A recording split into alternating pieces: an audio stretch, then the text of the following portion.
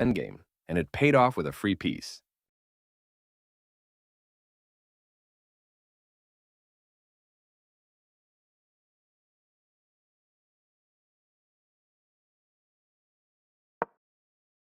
Grabbing space in the center, your dark squared bishop is ready to be developed. A standard response to d4 that battles for the center and opens up their light squared bishop, blocking in your c-pawn, but still a fine developing move. Creating a pawn chain. This lets your bishop step into the game.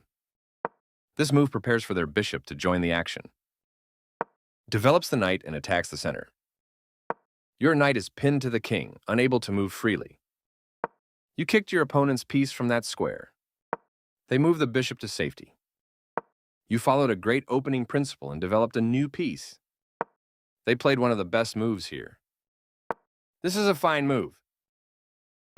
Their knight comes into play, attacking the center. You develop a bishop, which means you move it from its starting position. That's not a mistake, but they did not find the best move here. With that move, you chase the bishop away. A correct move to get their bishop out of harm's way. Your better option was to force a weak, isolated pawn. That's playable. Your better option was to take an outpost with a knight. That's playable. Your better option was to take an outpost with a knight. They've moved the same piece again, which is less efficient for opening play.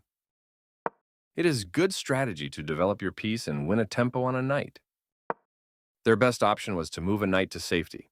You get a chance to force isolated doubled pawns. Nice find! You found the only move in this position. You are forced a straightforward recapture. Your move gives up the right to castle in the future. Their better move was to send a rook into the game. You exchange pieces of equal value.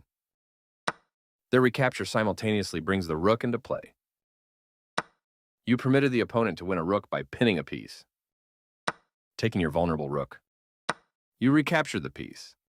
They left their rook open for capture, giving you a chance. You won material by capturing a rook. A clear recapture. You block the check from an opposing bishop. You get a chance to win a queen through a fork. You will win a queen with a fork. They move their king out of the check from your knight. Nice vision spotting and capturing that vulnerable queen. Takes back. You will win a bishop with a fork. Moving their threatened bishop to safety. You allowed the opponent to win a queen by pinning a piece to the king.